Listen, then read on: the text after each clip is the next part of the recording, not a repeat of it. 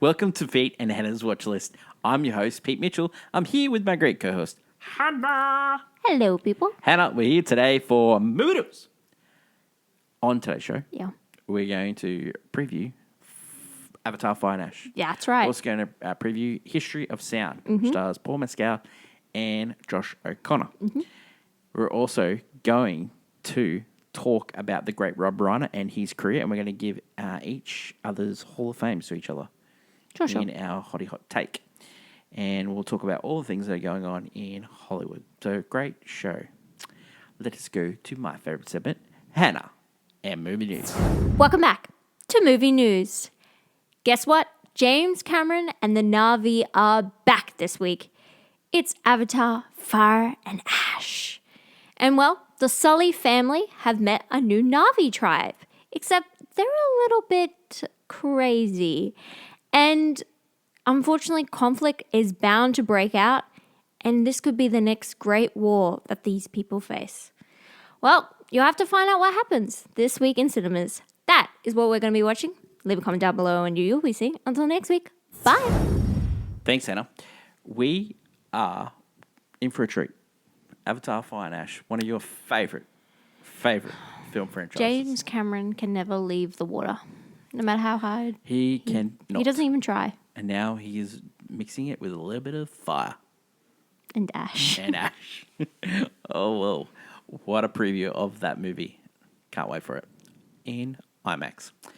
Hen, we had some sad news. We talked about it on Monday's show, where the great Rob Reiner and his wife Michelle, which he met when he was filming When Harry Met Sally, passed away, dying in their home, homicide. Their son has been charged, in fact, with their murder, which is just horrific, absolutely horrific. Horrific. Let's go through the great man's career. He had an absolute brilliant career. He had a great career. Directing, acting, producing, he actually, wow. So on and off the screen, yeah. We talked about on Monday where he was the son of Estelle and Carl Reiner. Carl, great film director, great comedian, did TV shows, did movies. He had a great friendship with Mel Brooks. He had a great friendship with Steve Martin as well. Like he was Steve Martin's director for like all these great movies like Dead Men Don't Wear Plaid and The Jerk and stuff. And then Rob, he started off as an actor and he did the Rockford Files, he did Good Heavens, he did Fire Sale, Freak Country, More Than Friends.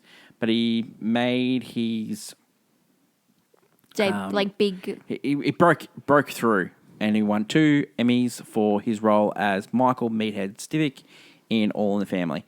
All in the Family, we had a version over here in Australia too. It was called Kingswood Country, where the dad doesn't get the new generation and he sort of pays them out as That's the lazy slobs or, thing like that.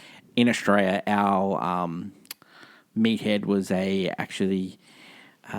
he was Greek in ethnicity, and so the joking thing was like they used to use the derogatory term "wog," and he used to use it all the time. It's the same sort of thing in All the Family. So there was 2 shows like that, but he was very popular on that show. And then he did like a short little film called Spinal Tap, and then he ended up directing a full-length version. This is Spinal Tap. And, he still acted as those times were going. He did, he did Throw Mama from the Train. He did, he was in Postcards of the Edge. He played a little bit in Misery. He was in Sleepless in Seattle with the great Tom Hanks. He did a favour for Nora Ephron because they worked on When Harry Met Sally together. Mm-hmm. He was like great in Larry Sanders Show. He did Steve Martin movie Mixed Nuts. He did First Wives Club where he played Elisa's doctor, Goldie Hawn.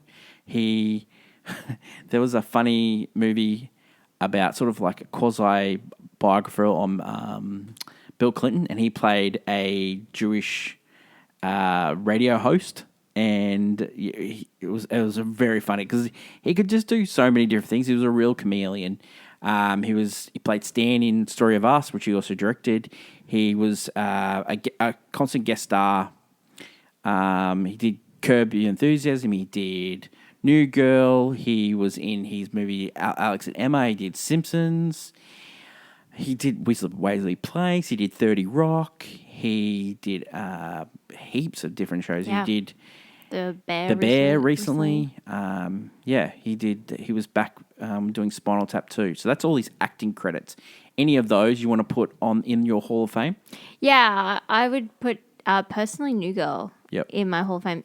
Reason being because actually when I think of him seeing him physically, I actually think of when he arrives as Jess's dad in New Girl, and his ex-wife is played by Jamie Lee Curtis, and it's just I don't know, he's just very funny, very very charming.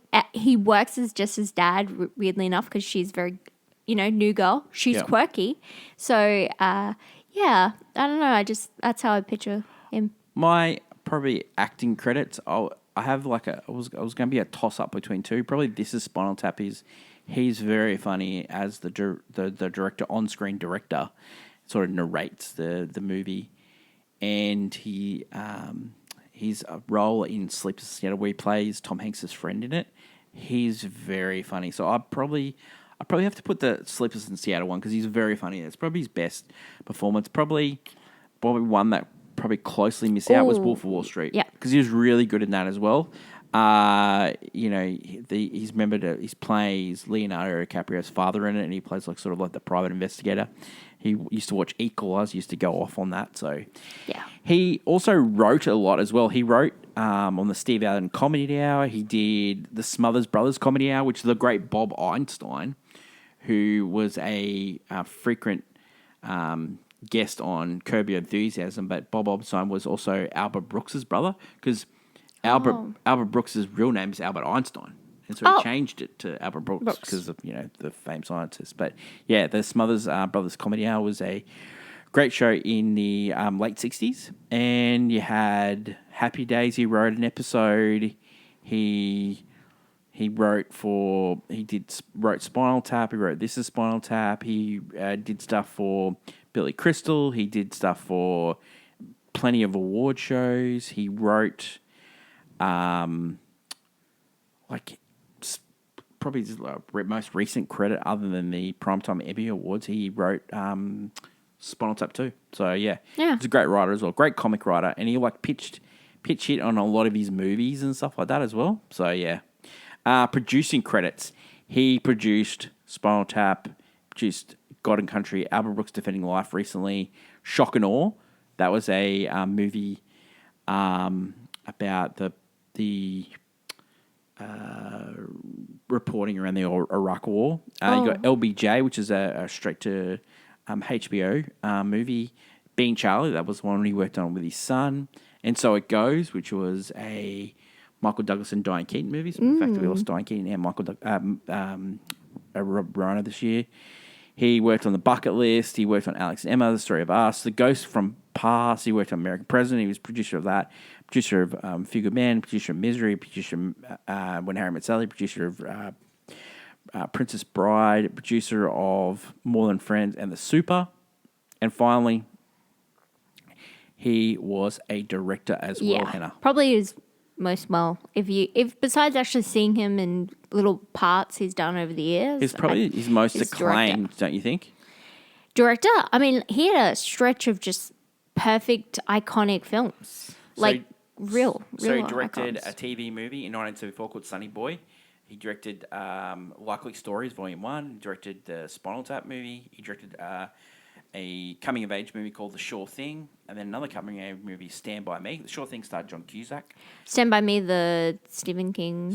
Stephen King adapted. Stephen King loved that. He loved it. Stand By Me is it's like the one people will go, oh, this one. Rob Reiner's his probably favourite of his work, he always said. Yeah. Then The Princess Bride, which after he had the success of Stand By Me and This Is Spinal Tap, the big end of town and Hollywood people came to him and said, oh, you can do anything you want. He goes, no, you don't want to make what I think I want to make. No, you can make anything. And he says, I want to make Princess Bride. And he goes, no, you don't want to make that. And he goes, yes, I do. And so he ended up making it. which is it's an iconic It's kids like movie. yeah, it's an iconic classic. And then you got I When love Harry it. Met Sally. He directed that. He directed Made that. Misery. He directed A Few Good Men. So you probably go like if you go this back to back, you go Stand By Me, Princess Bride, When Harry Met Sally, Misery, and A Few Good Men. There's not better stretches than that. Yeah, that's they'll It's right up there with Spielberg stretches. It's right up there with Frank Francis. Capra. Frank Capra's Yeah, stretches. right up there with Francis Ford Coppola stretches. Yep. Yeah, doesn't miss. And then he makes North. Well, Not one of the best. He makes American President. American makes President. Ghost from Past, where he's that movie is about bringing racists to a justice for bombing. Churches, I think, and James Woods was in that, and then you got I Am Your Child, then it's Story of Us, then it's Alex and Emma, then it's Everyday Life, then it's Rumor Has It, which is a Graduate knockoff. You got The Bucket List, you got Flipped, you got 8, you got Magic Bell Island, and then it adds So It Goes, Being Charlie, LBJ, Shock and Awe, Albert Brooks Defending My Life, which is a great documentary if you haven't seen that, and then the mockumentary Spinal 2. All right, so at the moment, I've got Slippers in Seattle in my Hall of Fame. What are you going to put? And you've got New Girl in your Hall of Fame. What are you, else are you going to pack up your 5? Yep. Oh, okay, geez. So I just want to preface this by saying I actually haven't seen a lot. Like I've probably seen would it be 3 of his works that he's directed. So I honestly wouldn't be able to put something like The Princess Bride or Stand By Me in it because I've not seen them at all. But I think I would enjoy Princess Bride. Stand By Me, I know how it ends. I've like seen parodies of it many times. I know it's not for me. But I personally would put When Harry Met Sally definitely in mine. That's your 4? Yeah. Oh, 4. Actually, I'm going to give it to you. Brought it up, and I thought about it, and I'm thinking I'd put his portrayal, his acting in Wolf of Wall Street. Yep, it is 4. actually quite funny. He is very funny. And very memorable. Yep. Then I'll put Harry Met Sally. That's a 3. Then I put personally, just a personal preference. It's not the quality of the film. It's just personal. I'd put A Few Good Men. Yep. Then The American President. Wow. Because I've watched both of those films hundreds of times. Yep.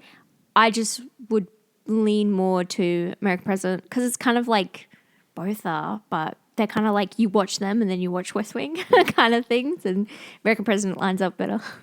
Love it. Yeah. Great Hall of Fame. My Hall of Fame continue. Go Sleepers in Seattle at 5. I'll go 4. Probably one of my favorite movies growing up as a kid. I really enjoyed this movie, and that was Princess Bride. I really loved that movie when I was a kid. Yeah, I just loved it. I loved Carrie Ells, or loved Robin Wright. I thought she was just amazing in that movie. Mandy Patinkin, Andre the Giant is in that movie as well. Oh, yeah. Yeah, that is true. I'm going to go 3. Probably controversial. American President above Princess Bride. It's a personal thing for us. One of my favourite presidents of all time. It's written by the great Aaron Sorkin. I'm going to go back to back Aaron Sorkin and get A Few Good Men here. So Well, to be honest, Rob Reiner is one of my favourite directors of all time because both A Few Good Men and When Harry Met Sally, which is my number 1 film, are both on my Letterboxd. Which are above us right now as we speak. Yeah, I can see them. They're above us as we speak. Yeah, When Harry Met Sally. I'm really a big Rob Reiner guy. I love This Is Spinal Tap. It was like you do. I do, and it was, I was gonna put that 4, but I remember growing up as a kid and just loving Princess Bride. I really love that. I watched that many, many times. Fred Savage is in that. Peter Falk is in that. It's great cast. I mean, Carrie Ells. Great writing. It's written by William Goldman. Yeah. It is. It's such a great film. It is really. It is. Yeah. It's. I think you either love that movie or Neverending Story. I don't think you could love both. Really? And so I love Princess Bride. Because I've seen Neverending Story though. I didn't like what happened in Neverending Story. Oh, it's a tragedy, but I love it. Absolute tragedy. But I think you either liked one or the other, and for me, I was a Princess Bride guy, so that was number 4. 3, American President, just a great romantic drama, and it's about politics. I just love. Few Good Men, back-to-back Aaron Sorkin, one of the most iconic scenes of all time, Tom Cruise versus Jack Nicholson. We went and saw The Shining the other night. Jack Nicholson, he's probably, behind Pacino, he's probably our second favourite actor of all time. Oh, our second favorite. I was going to say he's Mount Rushmore acting, but he's unbelievable. And then number one is When Harry Met Sally. It's my favourite rom-com of all time. I'm a huge Billy Crystal guy. You are. Carrie Fisher's in it. Bruno Kirby's in it. Meg Ryan. I love Meg Ryan. I know you do. She's so attractive. When I first watched that movie, and I always thought, do I look like Billy Crystal? And I said, no, sort of like funny guy. And he pulled Meg Ryan, and I was like, man. I could too. I When would. Harry Met Sally, when I watched that movie, and the first time I watched it, I probably was 13. Yeah. And I watched that movie. It's probably warped my sense of dating and all that stuff. I don't know if it's a good thing or not. But written by the great Nora Ephron. The iconic scene in the diner. The end scene with Harry Connick Jr. music playing, and then finally it becomes Frank Sinatra right at the end, and then he runs to her and he says, yeah. Well, if you liked hearing about Rob Reiner and you liked hearing about When Harry Met Sally, we have got a treat for you. Next week on AFI Redux, on Tuesday, we're doing it a day early because of Christmas, and we are doing When Harry Met Sally. So we're going to talk about it. We'll do all the favourite things, the scene breakdown, behind the scenes goss, analysing careers. Absolute legend Rob Reiner is, and he deserves.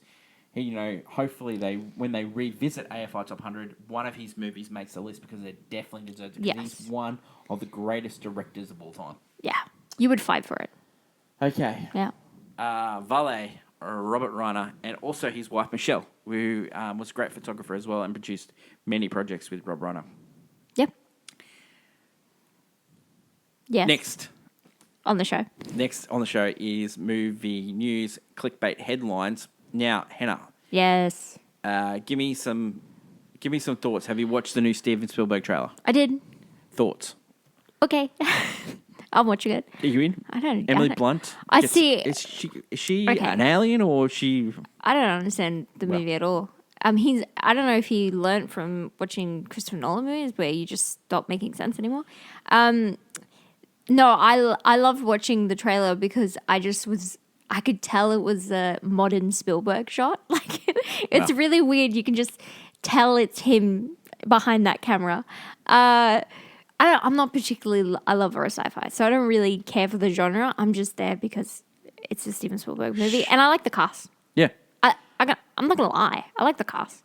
They're talking about doing a live-action Gaston movie. Oh, whatever.